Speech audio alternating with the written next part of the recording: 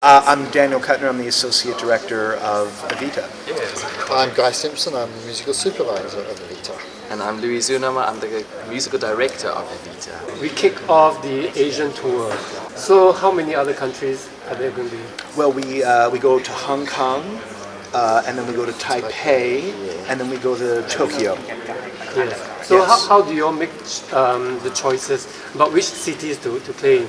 Oh, that's out of our, not us. The Producers. producers put together the tour. They just tell us where to be and when, and we do our thing. I think they depend on theatre availability. We were talking about the other calendars of because all these theatres have such busy concert seasons, so I think it depends on what's available and if they can accommodate us for a long enough season, for example.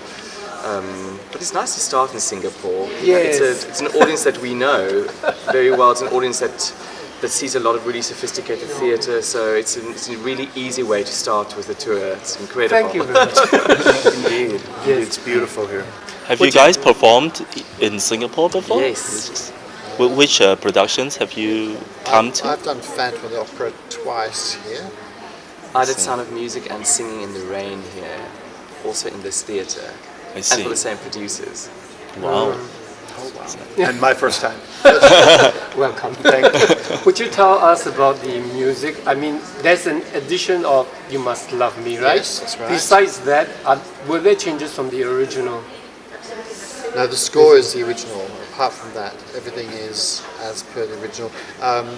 Buenos Aires has been routined a little bit. A chunk from there has gone to there, and that dance section has moved to there. So there's been a little bit of change in Buenos Aires, all for the better. Of that, Yeah. of Yeah, course. for much clearer storytelling. Clear storytelling.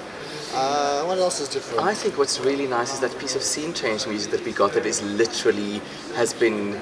It's so original that they had to go look for it. That's right. That's one of the very original scores. That's very exciting. Every night I get there, I think this is really, it's like the Porsche that's been.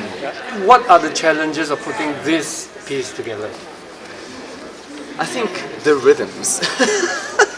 The rhythms are difficult, but also I think because I think with all of Andrew Lloyd Webber's stuff, or with a lot of his shows, like Phantom, for example, you use performers from such different disciplines, people from the ballet world, they're from the opera world, they're from straight theatre, they're from musical theatre.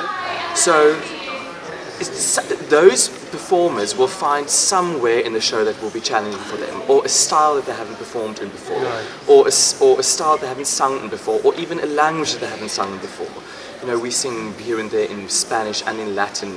For many people, this is the first time they sing anything in Latin at the opening of the show, for example. Sure. So I think it's actually just more a question of how to get people on the same page. The music is rather complicated, right? Yes. It's really not straightforward. I think it's probably things like the Requiem at the top, just because you have strange time signatures, it's sung in Latin. The harmonies are very complicated. Very complicated, yes, really difficult. It's not what would come to you naturally if somebody said harmonize with me, you know. It's all the funny bits you have to slot yourself into. Exactly. But then there are some scenes which are really, in a different genre they would be spoken, but it's all sung. So scenes that are sung in conversational rhythms. So on the page, for us, you get a bar of 4, a bar of 3, a bar of 5.5, a bar of... 5.5. It changes meter. Yeah, it sounds very, but you could literally forget that somebody's singing because it sounds like a dialogue between two people.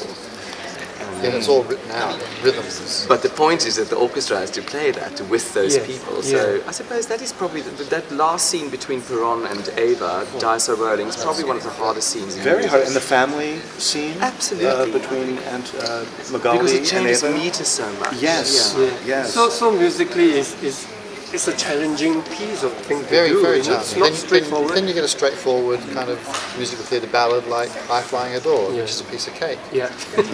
Right. In some ways, Yes, to make yeah. it into Well, musically just... Sorry. Well, I have one last question. There have been so many productions of Evita since the premiere in 1977. What inspired the choice to go back to the original?